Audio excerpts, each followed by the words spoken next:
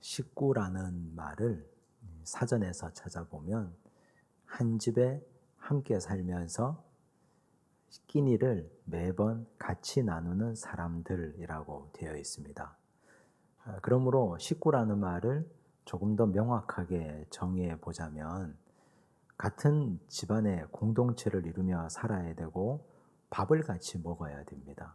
그런 사람들을 우린 식구라고 부릅니다.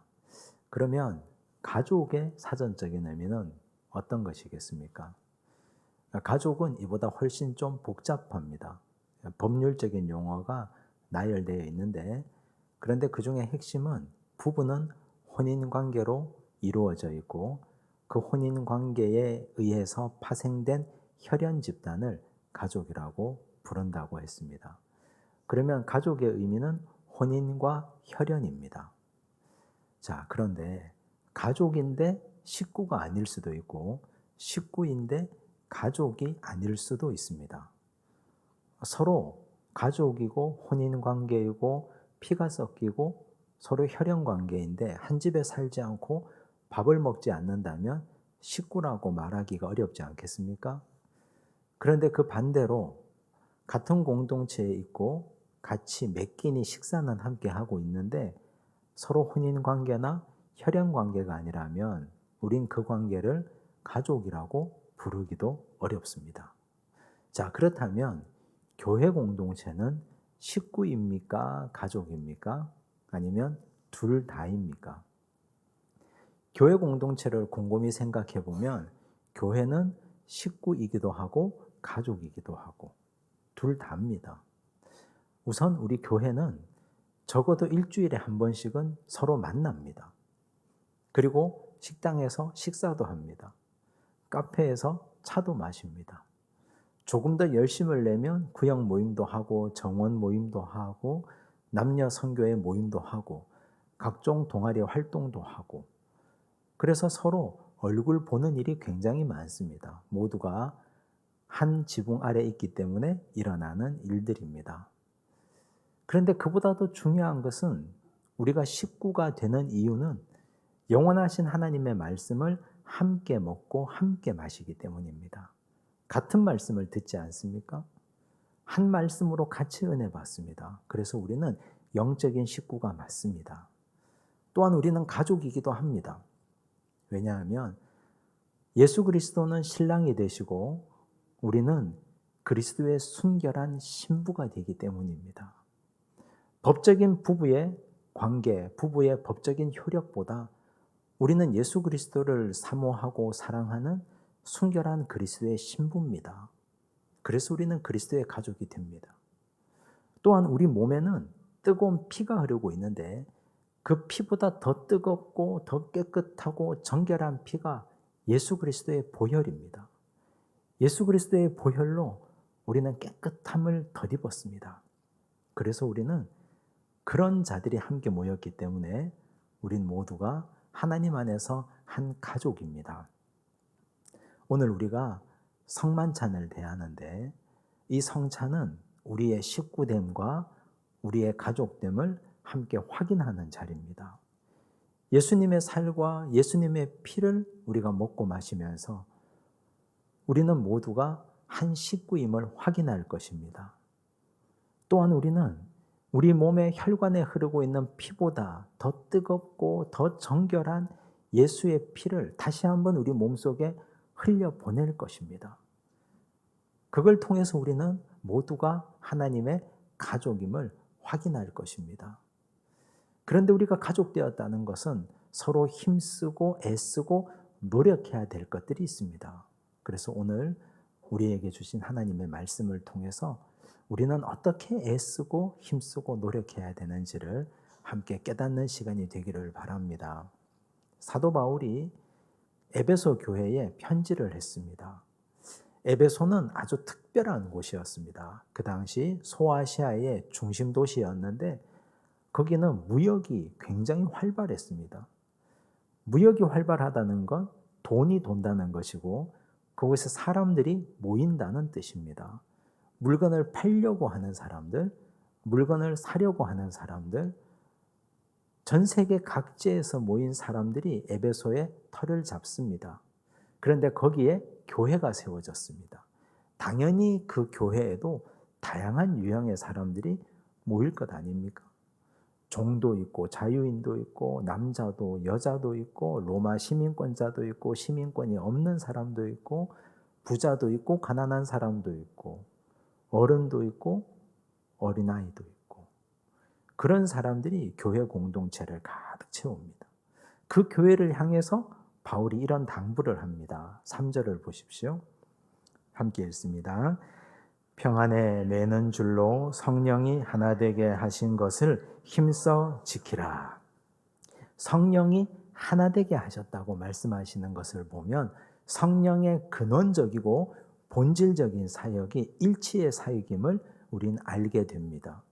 성령은 하나 되게 하시는 영이지 결단코 분열시키는 영이 아닙니다. 그런데 이 교회의 특징을 한번 보십시오. 하나 될 수 있겠습니까? 하나 되라 한다고 되는 것이 과연 가능하기나 하겠습니까?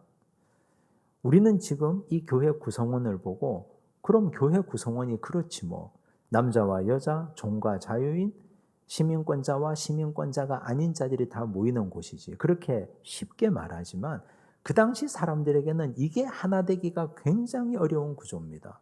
숫자를 셀 때 여성은 숫자를 세지도 않습니다. 사람들이 이렇게 많이 모여 있는데 남자의 수만 세었습니다. 여성의 인권이라는 것은 아예 존재하지가 않던 시절이었습니다. 그런데 그 교회에 남자와 여자가 모였습니다. 남녀가 서로 하나 되라고 얘기합니다. 서로 그리스도의 사랑으로 존중하라고 말합니다. 남자들이 받아들이기가 상당히 불편합니다. 종과 자유인, 그 당시 종은 주인의 재산입니다. 생사 여탈권이 주인에게 달려 있습니다. 머슴과 주인이 한 교회에 다닌다고 생각해 보십시오. 집에서는 종인데 교회 가서 형제님이라고 해야 됩니다. 이게 얼마나 불편하겠습니까? 그런데 성령은 하나 되게 하는 일체의 영이니 교회 공동체에서 서로 아끼고 사랑하고 하나 되라. 로마 시민권자는 그냥 되는 것이 아닙니다. 일단 돈이 있어야 되고 많이 배워야 되고 출신도 좋아야 됩니다. 그런 사람들이 교회 공동체에 있고 그렇지 않은 사람들이 있습니다. 그런데 하나 되라고 합니다. 하나 되어야 하는 명분과 이유보다 하나 될 수 없는 이유가 훨씬 더 많지 않습니까? 그건 오늘 우리도 마찬가지입니다. 오늘 우리가 이 시대보다 2000년이나 지난 시대에 살고 있는데 우리가 살아가는 모든 공동체를 보십시오. 가족이라 하더라도 식구라 하더라도 일터에서 매일 만나는 사람이라 하더라도 우리가 저 사람과 하나 되어야 할 이유보다 나누어져야 할 이유가 훨씬 더 많지 않습니까? 하나 될 수 없는 이유가 얼마나 더 많은지 모릅니다. 그런데 성령의 본연의 사역은 일치입니다. 이건 창조 때부터 그랬습니다. 여러분 에덴 동산을 한번 생각해 보십시오. 하나님께서 에덴 동산을 창설하셨습니다. 거기에 사람을 두시고 동식물을 두셨습니다. 원래 창조 시의 에덴 동산은 하나님과 인간과 동식물 자연이 한데 어우러지는 공간이었습니다. 하나님께서 시간만 되면 내려오셔서 아담과 하와와 함께 거닐고 산책하셨습니다. 하나님과 인간은 자유롭게 소통했습니다. 사람과 사람은 뜨겁게 사랑했습니다. 뱀과 사람이 서로 말을 하고 서로 소통했습니다. 동식물의 이름을 사람이 지어 주었습니다. 그래서 서로가 하나였습니다. 적어도 죄가 이 땅에 들어오기 전까지는. 그런데 죄가 들어오고 나서 어떻게 됩니까? 우선 하나님과 사람이 분리됩니다. 죄 짓고 나서 아담과 하와가 숨어버리지 않습니까? 하나님과 사람이 분리됩니다. 그리고 하나님께서 아담에게 묻습니다. 너 왜 선악과 따먹었느냐? 아담이 말합니다. 하나님이 주셔서 나와 함께 있게 한 저 여자가 내게 주므로 내가 먹었습니다. 그로 인해서 사람과 사람도 분리됩니다. 서로 갈등합니다. 분열하고 갈라섭니다. 하나님께서 하와에게 묻습니다. 그럼 너는 왜 그걸 먹었느냐? 하나님이 내 곁에 있게 한 저 뱀이 내게 주므로 내가 먹었습니다. 동물과 사람이 분리됩니다. 땅은 가시덤불과 엉겅퀴를 냅니다. 자연과 사람이 분리됩니다. 죄는 이렇게 분열시키고 분리시키는 영입니다. 사탄이 원래 그렇습니다. 내 속에 성령이 있느냐, 내 속에 하나님의 영이 임하느냐, 그렇지 않느냐 하는 것은 내가 분리하고 있느냐, 아니면 일치하고 있느냐, 이걸로 우리가 판단할 수 있습니다. 우리는 태어날 때부터 원죄를 가지고 태어났습니다. 그러다 보니 어쩌면 우리는 나누어지는데 훨씬 더 익숙해져 있는지 모릅니다. 그래서 하나 되라, 일치하라, 서로가 하나 되고 일치하십시오, 이 말이 굉장히 부담스럽고 불편합니다. 오히려 갈라지는 것은 훨씬 더 익숙합니다. 그건 사탄의 사역이기 때문에, 지금까지 그것만 보고 살았기 때문에. 유다서 1장 18절과 19절을 보십시오. 함께 읽습니다. 그들이 너희에게 말하기를 마지막 때에 자기의 경건하지 않은 정욕대로 행하며 조롱하는 자들이 있으리라 하였나니 이 사람들은 분열을 일으키는 자며 육에 속한 자며 성령이 없는 자니라. 분열을 일으키는 자, 육에 속한 자, 어떤 자라고 했습니까? 성령이 없는 자. 성령이 없는 자는 분열을 일으키는 자입니다. 반대로 성령의 사역은 일치의 사역입니다. 여러분, 오늘 우리가 여기서 성찬을 하는 이유가 바로 여기에 있습니다. 예수 그리스도께서 십자가 상에서 달려서 살을 찢으시고 피를 다 쏟아내신 이유가 우리가 싸우고 갈라서라고 그렇게 하셨겠습니까? 서로 하나 되고 서로 일치하고 서로가 어찌하였든지 일치의 영으로 함께 하라고 예수께서 십자가 지셨습니다. 갈라디아서 5장 19절과 20절 말씀을 보십시오. 함께 읽습니다. 육체의 일은 분명하니 곧 음행과 더러운 것과 호색과 우상 숭배와 주술과 원수 맺는 것과 분쟁과 시기와 분냄과 당짓는 것과 분열함과 이단과 육체의 일을 말하면서 당짓는 것, 분열함을 말합니다. 갈라디아서 5장은 우리 속에 육체의 소욕과 성령이 싸우고 갈등한다 했습니다. 육체의 일은 당짓는 것과 분열하는 겁니다. 그건 분명한 겁니다. 세상을 보십시오. 저 정치권을 보십시오. 갈등하고 갈라치기 하고 서로 싸우고 다투고 분열하고, 그게 세상의 일입니다. 성령 없는 사람들의 일. 그건 낯선 것이 아니고 어쩌면 너무나 당연한 일입니다. 성령이 없기 때문에. 성령의 사역은 애초부터 일치의 사역이었습니다. 고넬료라는 분이 계셨습니다. 이분은 로마 군대 백부장입니다. 이분은 이방인이었습니다. 그런데 경건했습니다. 하루는 이분이 기도하고 있는데 성령께서 그에게 갑자기 말씀하십니다. 저기 멀리 욥바에 가면 베드로라고 하는 사람이 있는데 그분을 청해서 너희 집에서 말씀을 들어라. 아니, 고넬료도 그러고 싶습니다. 자기는 이방인입니다. 사람들이 몰라주는 이방인입니다. 그것도 하급 장교입니다. 근데 그 당시 베드로는 어떤 인물입니까? 예루살렘 교회의 담임 목회자 아닙니까? 그 당시 온 나라 사람들이 다 아는 아주 특별하고 탁월한 설교가요, 예수님의 수제자 출신입니다. 그분을 모셔오고 싶습니다. 근데 그분이 내가 가자고 한다고 가겠습니까? 그런데 성령은 일치의 영이셨습니다. 고넬료에게 그렇게 말씀하신 성령께서 그날 그 시각 베드로에게 역사하셨습니다. 베드로가 기도하러 옥상에 올라갔는데 기도하는 중에 환상을 봅니다. 하늘에서 보자기에 쌓인 것이 내려옵니다. 일어나 잡아먹으라. 살펴보니 레위기 율법에 그 많은 것들밖에 가득 차 있습니다. 저는 한 번도 이런 걸 먹어본 적이 없습니다. 이건 율법에 그 많은 것입니다. 그렇게 3번이나 그 환상이 보이고 하늘로 올라가고 내가 깨끗하다 하는 것을 너는 속되다 하지 말라고 말씀하십니다. 이방인, 너는 속되다 하지 말라는 뜻 아닙니까? 그리고 사도행전 10장 19절과 20절 말씀을 보십시오. 함께 읽습니다.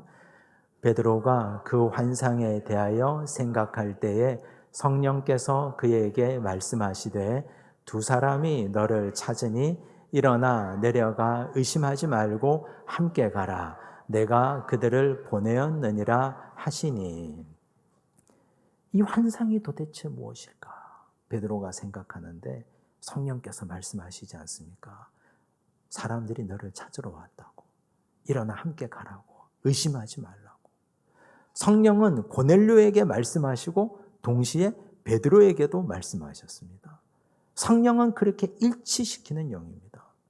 서로 분열하게 하고 나누게 하는 영이 결단코 아닙니다. 여러분, 성령은 우리가 같은 성령을 적어도 섬긴다면, 같은 성령 삼위일체 하나님을 우리가 믿는다면 그 가정은 싸우지 않아야 됩니다. 분열되지 않아야 되고 갈등이 없어야 되고 그 교회 공동체는 나누어지는 일이 없어야 됩니다. 성령은 일체의 영이시니까. 그래서 우리가 의견 차이가 있고 갈등이 있고 문제가 있으면 같은 성령이신 일체의 영이신 성령을 가슴에 품고 기도하면 됩니다. 간절하게 기도하고 엎드려 구하고 간구하면 하나님께서 일치된 마음을 우리에게 주실 겁니다. 가정에 갈등이 있습니까? 우리 공동체에 문제가 있습니까? 그러면 일치의 영이신 성령을 붙들고 기도하고 함께 엎드리고 나아가시기를 바랍니다. 그러면 하나님께서 우리에게 일치로 함께 하시고 거룩한 영으로 우리를 하나 되게 하실 줄로 믿습니다. 그런데 이건 가만히 있으면 되는 게 아닙니다. 배가 고프면 밥을 먹고 잠이 오면 잠을 자는 것처럼 그냥 자연스럽게 성령이 하나 되게 하시는 것이 아닙니다. 성령은 일체의 영인데 우리는 그 일치를 위해서 노력해야 됩니다. 3절을 보십시오. 함께 읽습니다. 평안에 매는 줄로 성령이 하나 되게 하신 것을 힘써 지키라. 힘써 지키라고 하지 않습니까? 여기 힘써 지키다. 여기에 쓰인 헬라어 단어 테레인이라는 단어입니다. 시선을 두다라는 뜻입니다. 청춘 남녀들이 가득 모인 곳에 가면 내 이상형을 발견했다면 그 이상형을 계속해서 쫓아다니고 시선을 거기에 둘 겁니다. 저 이상형을 내가 발견했는데 지금 놓치면 안 되겠다. 계속 시선을 둘 것 아닙니까? 옷을 사기 위해서 매장에 갔는데 거기에 내 마음에 드는 옷이 있으면 시선이 거기에 자연스럽게 가지 않습니까? 마음이 있으면 눈이 가고 시선이 갈 수밖에 없습니다. 우리가 성령의 하나 되게 하신 것에 마음이 있으면 거기에 시선이 가야 됩니다. 일치해야 되는데 거기에 마음이 있으면 그걸 힘써 지키도록 애쓰고 노력해야 됩니다. 그걸 우리가 해야 될 일 아닙니까? 마땅히 할 일입니다. 당연히 해야 될 일입니다. 여러분, 우린 얼마나 일치를 위해서 마음을 두고 계십니까? 사탄은 우리에게 자꾸만 분열의 이유를 가지고 오는데 일치를 위해서 애를 쓰고 노력하고 마음을 기울여야 될 줄로 믿습니다. 힘쓰라고 하셨기 때문에. 그런데 구체적으로 어떻게 힘을 써야 되는지 그 방법을 알려주십니다. 2절을 보십시오. 함께 읽습니다. 모든 겸손과 온유로 하고 오래 참음으로 사랑 가운데서 서로 용납하고 겸손, 온유, 오래 참음, 사랑 가운데 서로 용납하는 것. 이것들 가운데, 이 덕목들 가운데 여러분 가장 힘든 것이 무엇입니까? 가장 하기 힘든 것이 무엇입니까? 여기서 가장 힘든 것은 오래 참는 겁니다. 왜냐하면 횟수에 제한이 없으니까. 10번만 참으세요. 11번부터는 성질대로 하십시오. 1년만 참아보십시오. 366일째부터는 너 마음대로 하십시오. 이렇게 하면 참을 수 있습니다. 그런데 오래 참으라고 하니까. 횟수의 제한도 없고 시간의 제한도 없으니까. 얼마나 참아야 됩니까 도대체? 100번? 1000번? 10년? 얼마나 참아야 됩니까? 우리가 고린도전서 공부할 때 고린도전서 13장 사랑에 대해서 공부할 때 사랑은 언제나 오래 참고 그걸 어떻게 읽으라고 그랬습니까? 오래 참고라고 읽으라 했습니다. 숨 넘어갈 때까지. 숨 넘어갈 때까지. 그냥 오래 참고 이러면 그거 오래 참는 게 아니지 않습니까? 숨이 여기에서 딱 올라가서 멈출 때까지 오래 참아야 됩니다. 지금 제가 한 것보다 훨씬 더 오래. 그렇게 읽어야 됩니다. 그렇게 오래 오래오래 계속해서 참아야 됩니다. 왜냐하면 무한정이니까. 횟수의 제한도 없고 시간의 제한도 없으니까 오래 참아야 하지 않습니까? 그런데 얼마나 오래 참으십니까? 즉각 반응하지 않습니까? 즉각 반응합니다. 얼마나 즉각 반응하는지. 우리는 오래 참지 않을 이유가 굉장히 많습니다. 내가 왜 참아야 되지? 내가 저 사람을 왜 참아주어야 되지? 내가 이 상황을 왜 견뎌주어야 하지? 지금까지 내가 손해본 게 얼마나 많은데 내가 이 사람을 왜 참고 이 상황을 왜 견디고 자존심 상하고 바보 같고 사람들이 나를 무시하고 손가락질하는 것 같고 참지 않을 이유, 견디지 않을 이유가 한가득입니다. 그런데 참아야 될 이유 딱 한 가지입니다. 딱 한 가지. 하나님이 나를 참아주셨기 때문입니다.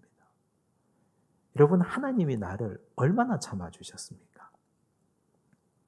하나님이 나를 10번 참아주셨습니까? 11번째 되는 날 너 가만히 두지 않겠다면 오늘 이 자리에 여기 있을 수 있는 사람은 단 한 사람도 없습니다. 하나님이 1년만 참아주겠다고 하셨다면 역시 이 자리에 있을 수 있는 사람 단 한 사람도 없습니다. 누구도 여기 있을 수가 없습니다. 하나님은 오래오래 참고 견뎌주셨기 때문에 지금도 역겨운 우리를 하나님이 참고 계시고 견디고 계시지 않습니까? 지금도 하나님이 화가 나는데 견디고 또 견디고 계시지 않습니까? 이 세상 예수님께서 승천하시고 나서 2000년 동안 재림하지 않았습니다. 사람들은 말합니다. 지금까지 재림하지 않았으면 예수님 재림한다는 건 거짓말이라고. 그런데 그런 사람들은 너무너무 미련하고 어리석은 사람들입니다. 2000년 동안 하나님이 참아주는 겁니다. 견디고 또 참고 기다려주고. 이 세상 보십시오. 지금 당장 예수님 재림해서 천사장의 호령과 나팔 소리로 이 땅에 오셔서 세상을 심판해도 할 말이 없는 세상 아닙니까? 더럽고 추악하고 죄가 관영한 이 세상. 근데 하나님은 한 사람이라도 더 돌아오게 하려고 기다리고 또 기다리고 견디고 참아주는 겁니다. 우리는 모두가 하나님 인내의 수혜자들입니다. 하나님의 인내를 우리가 다 덕보고 사는 사람들 아닙니까? 그런데 우리는 왜 못 참습니까? 오래오래 참아야죠. 참지 못하면 성령의 하나 되게 하신 것을 깨트리는 자들입니다. 내가 참지 못하는 그 순간 우리는 성령의 일치 사역에 함께 동행하지 못하게 됩니다. 참아내야 됩니다. 예수께서 나를 참아주신 것, 하나님이 나를 인내하고 견뎌주신 것, 이거 붙들고 참고 견디고 이겨낼 때 그때 우리 삶에 열매가 있으리라고 믿습니다. 오늘 우리가 주의 성찬을 대합니다. 예수님의 피가 내 혈관 속을 타고 흐르면 우리는 예수님의 인내를 좀 배워야 됩니다. 예수님의 살이 내 살이 되는 순간 우리도 예수님의 오래 참으심을 배워야 됩니다. 그래야 우리는 예수님의 제자라고 말할 수 있습니다. 이 성찬을 통해서 성령의 일치 사역에 함께 동역하시고 그 참음과 인내의 동역자가 되시기를 바랍니다. 기도하겠습니다. 아버지 하나님 감사합니다. 성령은 하나 되게 하는 영이라고 하셨습니다. 성령은 일치의 영이라고 하셨습니다. 그런데 우리는 하나 될 명분 이유보다 나누어지고 분열할 명분과 이유만 찾았습니다. 힘써 지키라, 시선을 두라고 하셨는데 주여 우리의 시선은 분열에만 가 있었습니다. 우리 시선은 일치가 아니라 나누어지는 것에만 있었습니다. 오래오래 참으라고 하셨는데 우리는 즉각 화를 냈습니다. 주님 우리를 용서하여 주옵소서. 하나님께서 우리를 참아주시고 견뎌주시고 예수님께서 십자가를 견디시고 우리에게 구원의 은혜를 주셨는데 우리는 그 이유 하나만으로도 참고 견디게 하여 주시옵소서. 참을 수 없는 것들 견디게 하시고 인내하게 하시고 참고 견디고 인내하여 하나님의 놀라운 사역에 함께 동참하는 믿음의 백성 주의 자녀 삼아 주시옵소서. 예수님 이름으로 기도드리옵나이다. 아멘.